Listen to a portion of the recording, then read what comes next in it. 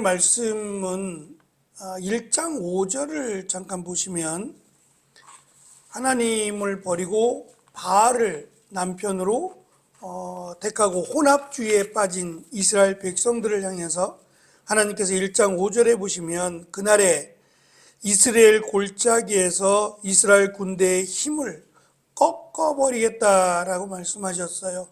이 꺾어버리다라고 하는 말이 무용지물이 되게 하겠다는 겁니다. 어떻게 하실지는 하나님께서 하시겠지만 그 힘이 전혀 작용하지 못하도록 하나님이 무용지물이 되게 하시겠다라는 말씀인데, 오늘 18절 말씀을 보시면 또 그때에 그날에 다시 말하면 하나님께서 이스라엘 백성들을 광야로 보내서 그 광야에서 하나님만 찾도록, 그래서 하나님이 남편이 되시고 이스라엘이 신부가 되면, 아내가 되면 그날에 하나님께서 두 가지를, 지금 오늘 읽은 말씀 18절에는 두 가지를 약속하시는데, 이 두 가지가 안전하게 살 수 있도록 하시겠다라는 것인데, 첫째는 땅을 회복시키시겠다는 것이고, 두 번째는 이 세상에서 활과 칼과 전쟁 무기를, 똑같은 단어입니다, 꺾어버리시겠다는 겁니다. 그러니까 이 세상에서 이스라엘을 공격할 만한 주변 이방 국가들이나 그 어떠한 힘도 하나님이 다 꺾어버리시겠다는 거예요. 그래서 너희를 안전하게 지켜주겠다라고 하는 약속을 주십니다. 똑같은 그날인데, 그 날이 하나님의 심판의 날이 될 수도 있고 하나님의 축복과 인도하심의 날이 될 수 있다는 겁니다. 그 중심에는 하나님만을 섬기느냐, 하나님의 말씀을 그 말씀에 순종하며 살아가느냐가 결정된다라고 하는 내용을 지금 호세아 선지자를 통해서 계속 강조하고 있습니다. 오늘 말씀 첫 번째는 땅을 회복시키신다는 겁니다. 들짐승들과 새와 심지어 땅에 기는 벌레들과 언약을 맺는다라고 설명하고 있는데, 이 언약을 맺는다라고 하는 내용이 노아 시대에 등장을 합니다. 노아 시대에 세상이 죄악을 행하고 하나님을 떠나버렸어요. 그것이 하늘에 닿을 만큼, 그래서 하나님이 이 세상을 멸망하기로 결정을 하셨습니다. 그래서 이 땅에 40일 동안 하늘에서 비가 쏟아지기 시작합니다. 주야로 40일을 주야로 비가 쏟아지면서 세상이 잠기게 되고 멸망을 당하게 되지요. 물론 방주에 탄 노아 가족을 제외한 모든 것들이 물로 심판을 당하게 됩니다. 그리고 나서 하나님이 다시는 물로 세상을 심판하지 않겠다라고 하시며 언약을 주시는데, 그 언약이 무지개 언약입니다.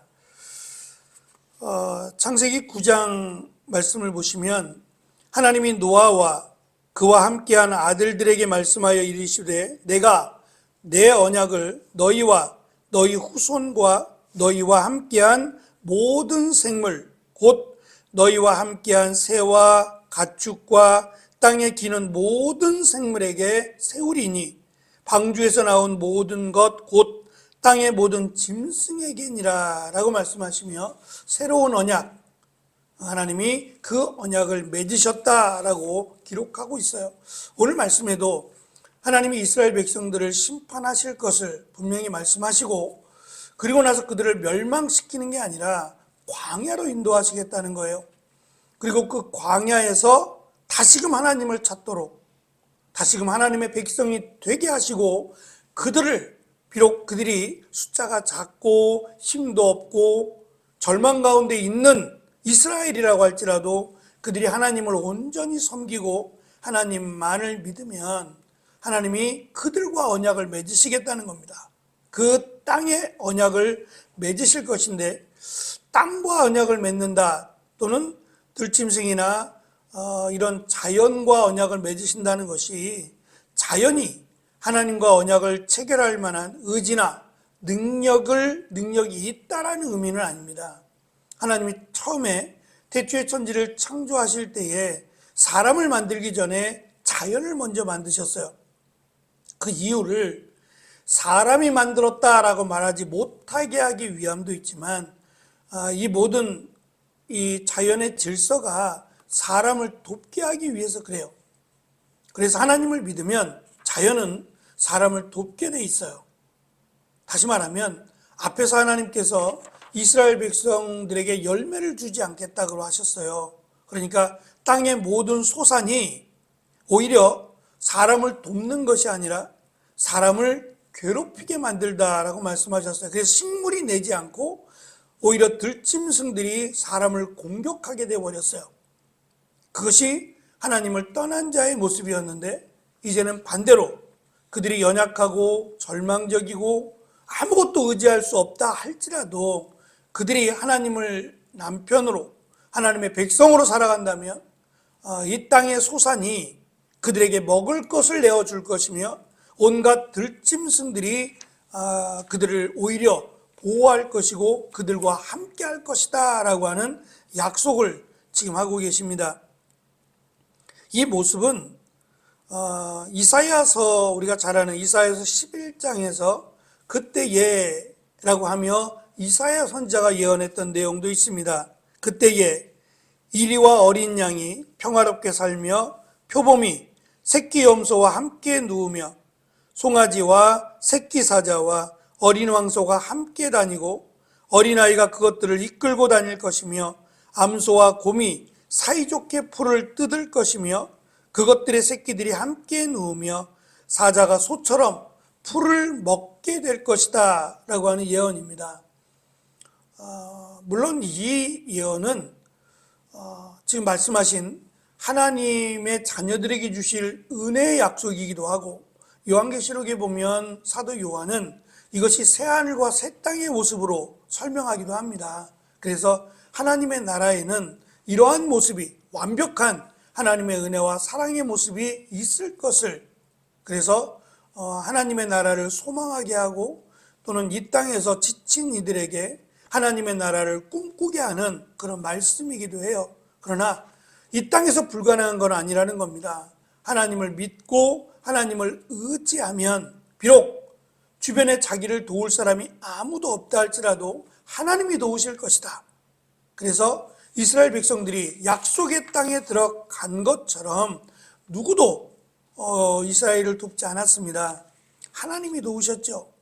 그래서 광야에 40년을 살아가면서 하나님이 그들에게 만나와 메추라기를, 그리고 반석에서 물을 내어주실 뿐만 아니라 그들이 이 광야에서 뱀이나 전갈이나 이런 독충류들이 있었음에도 불구하고 그 어떤 것에 해를 입지 않은 것은 없어서가 아니라 하나님이 그들을 보호하셨기 때문이다 라는 것을 분명하게 말씀하시므로, 하나님께 나아오는 것이 축복이며 하나님께서 그들의 하나님이 되어주시는 것이 얼마나 큰 은혜인지를 이스라엘에게 다시금 강조하시면서 그때라는 것이 어쩌면 막연한 때가 아니라 늘 이스라엘 백성들이 결정할 수 있는 때임을 우리에게 강조하십니다. 중요한 것은 늘 내가 또는 우리가 정말 하나님과 함께하고 있느냐라고 하는 것을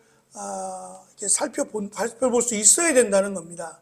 그래서 내가 하나님과 멀어진 것은 아닌지, 내가 하나님의 말씀에 불순종하는 것은 아닌지 늘 돌아보고 점검하는 것이 하나님의 은혜의 자리에 나오는 것이다 라고 하는 것을 우리는 알 수 있습니다. 그리고 이 말씀은 단순히 땅의 회복만이 아니라 이스라엘을 공격할 수많은 적들로부터 지켜주시고 안전하게 하겠다라는 것은 하나님이 이 세상의 모든 질서를 주관하실 뿐만 아니라 하나님은 살아계신다.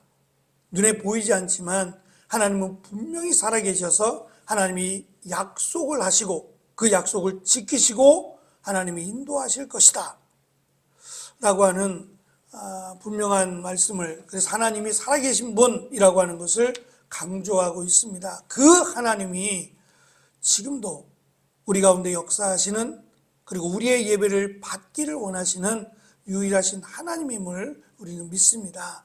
그 하나님의 은혜가 그 하나님의 능력이 우리의 삶 가운데, 우리가 기도하는 내용 가운데 역사해 주시고 우리를 인도해 주시기를 기도하는 귀한 시간이 되시기를 간절히 축원합니다.